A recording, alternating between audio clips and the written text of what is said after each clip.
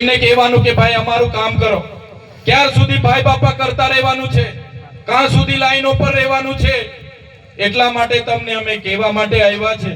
હવે તો તમારો સ્વમાન જગાડો, હવે તો તમે બોલતા થાઓ. આજે તમે જોતા હશો, અમે હોય કે અમારા મંચ પર બેઠેલા તમામ આગેવાનો, વિડિયો તમારા મોબાઈલમાં પણ આવતા હશે. અમે આ બધા જ આગેવાનોના ચહેરા તમે જોઈ લેજો. અમે હર હંમેશ લોકોના અવાજ બનતા છે, લોકોના પ્રશ્નોની રજૂઆત કરીએ છીએ. અને એક બાજુ ભાજપના નેતાઓ તમે જોજો, એ એમનું કામ કરતા હશે, એમના બંગલાઓ બનાવતા હશે, એમની મોટી મોટી ગાડીઓ લાવવા માટે પૈસા ભેગા કરતા હશે, કોન્ટ્રાક્ટના કામો કરતા હશે, માટી ખોદતા હશે, પુલ ખાઈ જતા હશે, રોડ ખાઈ જતા હશે. થાય છે કે નથી થતું? આજે નલ સે જલની યોજનામાં એક એક ગામમાં 70-80 લાખ રૂપિયાનો આ લોકોએ ખર્ચો કર્યો. નલ સે જલમાંથી પાણી આવે છે ભાઈ, બેનો પાણી આવે છે નળમાંથી. આ ભાજપના લોકો એમાં કોન્ટ્રાક્ટર હતા, એમણે પાઇપો તો દાટી દીધી, પણ પાણી ક્યાંથી લાવવાનું, નળમાંથી પાણી ક્યાંથી આવશે એની કોઈ આયોજન કર્યું નથી. અને નલ સે જલમાં જો કૌભાંડ કર્યું હોય તો એ ભારતીય જનતા પાર્ટીના ચૂંટાયેલા નેતાઓના લીધે આજે આ વિસ્તારમાં કૌભાંડ થયું છે. આજે આપણે બધા મળીએ છીએ ત્યારે આપણે કહીએ છીએ કે જય રામજી, કહીએ છીએ કે નથી કહેતા? જય રામજી કહીએ છીએ, રામ રામ કહીએ છીએ, સીતારામ કહીએ છીએ, સિયારામ કહીએ છીએ. પણ આ ભારતીય જનતા પાર્ટીની સરકારે જે મહાત્મા ગાંધીના નામે મનરેગા યોજના હતી એનું કૌભાંડ થયું. બચુભાઈ ખાબડના દીકરાઓએ કરોડોનું કૌભાંડ કર્યું, અહીંયા પંચમહાલના પ્રમુખે કરોડોનું કૌભાંડ કર્યું, અહીંયા છોટાઉદેપુરના નેતાઓએ કરોડોના કૌભાંડો કર્યા, ભાજપ અને કોંગ્રેસના ભેગા મળીને કૌભાંડો કર્યા. અને અમે ઉજાગર કર્યું ત્યારે મનરેગાનું કૌભાંડ કૌભાંડ કૌભાંડ થઈ ગયું. તો એમણે હવે જી રામજી નામ આપી દીધું છે, જાણો છો ને બધા? એટલે હવે આપણાથી જી રામજી કૌભાંડ એવું કહેવાય નહીં. ત્યારે સાથીઓ, રામ તો આપણા હૈયે વસે છે એવું આપણા સંતો મહંતોએ કીધું છે. ત્યારે આ ભાજપની સરકારને કહેવા માંગીએ છીએ કે મનરેગાનું નામ બદલવાથી તમારા કૌભાંડો અમે ભૂલી જવાના નથી. આવનારી તાલુકા જિલ્લા પંચાયતોમાં એ કૌભાંડોનો જવાબ તમને મળી જવાનો છે. આ ભાજપના લોકોનો બસ ચાલે તો મહાત્મા ગાંધીના, સરદાર પટેલના, જવાહરલાલ નહેરુના જેટલા પણ ક્રાંતિકારીઓના નામે જેટલી પણ યોજનાઓ છે બધી બંધ કરવા લાગ્યા છે. મને લાગે છે અમનો બસ ચાલશે, તમે ને અમે જાગૃત નહીં થશું તો આવનારા દિવસોમાં આપણી જે ચલણી નોટો છે ને 500, 100, 200, એમાં પણ દાઢીવાળા બાબા આવી જશે. આવશે કે નહીં આવશે? મહાત્મા ગાંધીજીને હટાવીને એમાં પણ સફેદ દાઢીવાળા બાબાને લાવવાનું કાવતરું આ લોકો કરશે. એટલે તમને કહેવા માંગીએ છીએ આવનારા દિવસોમાં તાલુકા જિલ્લા પંચાયતો આવવાની છે, એમાં બધા તૈયાર થઈ જાઓ અને ભાજપ અને કોંગ્રેસના સંબંધ અને શરમ ભૂલીને તમારામાંથી ઉમેદવારી કરો અને આપણા લોકોનું કામ કરે, રાતે ઉજાલે આવીને ઉભો રહે એવા લોકોને ચૂંટીને લાવો અને પરિવર્તન લાવો. એ વાત કરવા માટે અમે તમારી વચ્ચે આજે આવીને ઉભા છે. સાથીઓ, અમે રસ્તે ઉભા હતા, ભાવી જેતપુરથી આવ્યા ત્યારે રસ્તે વાત થઈ કે આ વિસ્તારમાં જે લોકો ઘણા વર્ષથી જંગલની જમીન ખેડે છે, હવે જંગલ, જળ અને જમીનના પ્રાવધાન આપણને બંધારણમાં આપ્યા છે.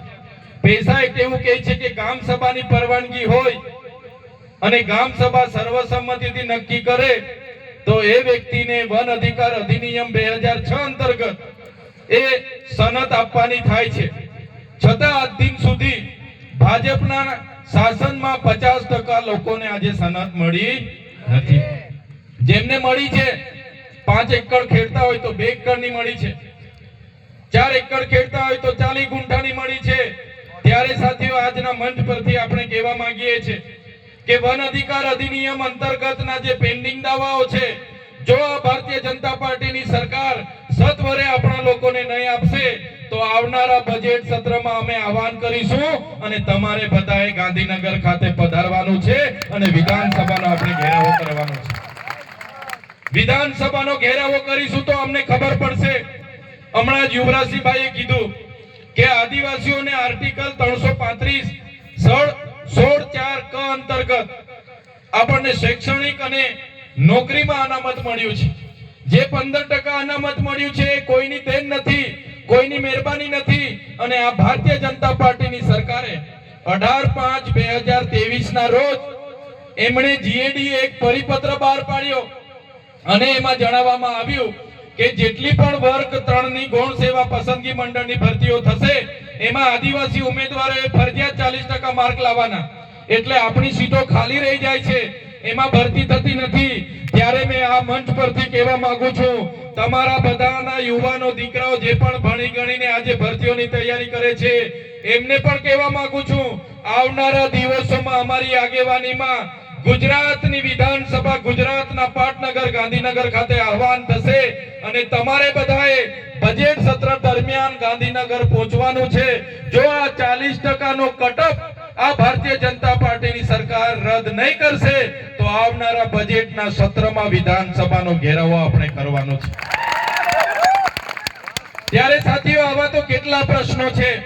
હમણાં રાજેશભાઈએ કીધું કે ભાજપના નેતાઓ આપણા કાર્યકરોને ડરાવે છે, ધમકાવે છે અને કહે છે કે તમને જોઈ લઈશું. એટલે એમને પણ કહેવા માંગીએ છીએ, ભાજપના નેતાઓ પણ સાંભળી લે. આ આમ આદમી પાર્ટીના કાર્યકરો છે, આ આદિવાસી પરિવારના લોકો છે, અમારા વડીલો છે, અમારા યુવાનો છે. પોલીસનો ઉપયોગ કરીને કે અમારા લોકોને ડરાવવાના ધમકાવવાની જો ભાજપના નેતાઓ વાત કરતા હશે, અમને જેલ ખોટી એફઆઈઆર ની વાત કરતા હશે તો ભાઈ તમને વેઠા એટલો જ અમને હેરાન કરજો, કેમ કે અમે વ્યાજ સહિત તમારો હિસાબ લેવાના છે. અમે ડરવાના નથી. અમારી સાથે જે જેલની રમતો તમે રમો છો, અમારી તો ત્રેવડ છે. 3 મહિના 5 મહિના વર્ષ 2 વર્ષ જેલમાં રહીશું ને તો પણ અમે તમારી સામે ઝૂકવાના નથી. પણ જે દિવસે આમ આદમી પાર્ટીની સરકાર આવશે એ ભાજપના નેતાઓ, એ પોલીસના ઉચ્ચ અધિકારીઓ એમને પણ અમે સાબરમતીની હવા ખાવા મોકલી આપીશું. અહીંયા જેટલા પણ પોલીસ અધિકારીઓ છે એમના માટે જોરદાર તાળીઓ પાડી લો.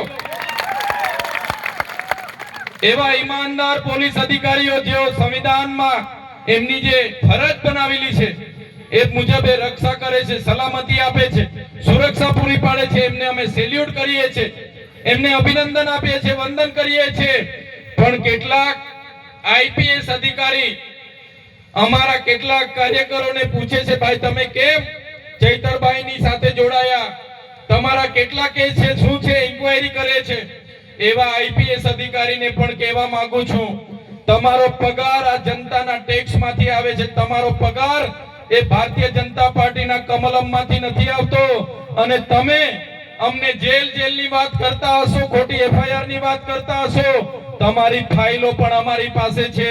અને જે દિવસે ગુજરાતમાં સત્તા પરિવર્તન થશે તે દિવસે તમારો પણ હિસાબ કિતાબ અમે કરી દઈશું. અમારા કોન્સ્ટેબલો હશે, અમારા જીઆરડી હશે, અમારા પોલીસ અધિકારીઓ હશે, એમના અધિકારોની લડત લડવાની હશે તો આમ આદમી પાર્ટી લડશે. એમના જૂની પેન્શન યોજનાની વાત હશે, ફિક્સ પગારની વાત હશે, આમ આદમી પાર્ટી લડશે. જીઆરડીઓને કાયમી કરવાની લડત હશે, સરકાર સામે આમ આદમી પાર્ટી લડશે. પણ જે ઉચ્ચ અધિકારીઓ નાના કર્મચારીઓને, પીઆઈ પીએસઆઈઓને, અમારા લોકોને રંજાડવા માટે મોકલી આપે, અમારા પોલીસ અધિકારીઓને અમારી સામે ઘર્ષણ પેદા કરવા એસી ચેમ્બરોમાં બેઠેલા આઈપીએસ અધિકારીઓ એ ભાજપના એજન્ટ બનીને કામ કરતા હશે તો આવનારા દિવસોમાં એમનો પણ અમે હિસાબ કિતાબ કરીશું. અમે કોઈના બાપથી ડરવાના નથી.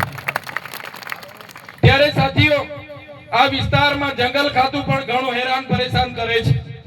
અમારા ખેડૂતોને ખોટા એમના વાહનો જપ્ત કરે છે, એમને રંજાડે છે, એમની જમીનો ખાલી કરાવે છે. લેવલિંગ કરેલા હોય, કૂવા કરવાના હોય, બોર કરવાના હોય, અટકાવી દે છે અને હેરાન પરેશાન થાય છે. ત્યારે જંગલ ખાતાને પણ આ મંચ પરથી અમે ખુલ્લી ચેતવણી આપીએ છીએ કે આ જંગલ અમારા આદિવાસીઓએ સાચવેલું છે. તમારો જંગલ ખાતું 1928 માં બન્યું છે અને બાદમાં તમે આવીને અહીંયા અમારા લોકોને ખાલી કરાવવાની વાત કરો, જમીન ખાલી કરવાની વાત કરો. ત્યારે આ જંગલ ખાતાવાળાને પણ આ મંચ પરથી કહેવા માંગુ છું, આવનારા દિવસોમાં અમારા જંગલ જમીન ખેડતા આદિવાસી હોય, એસટી હોય કે ઓબીસી કે એસસી હોય, એમને હેરાન પરેશાન કરવાનું જો કામ તમે કરશો, તે દિવસે અમે અમારા ઓજારો સાથે રોડ પર ઉતરીશું. તમારું જંગલ ખાતું પણ અહીંયા નજરે નથી પડવાનું.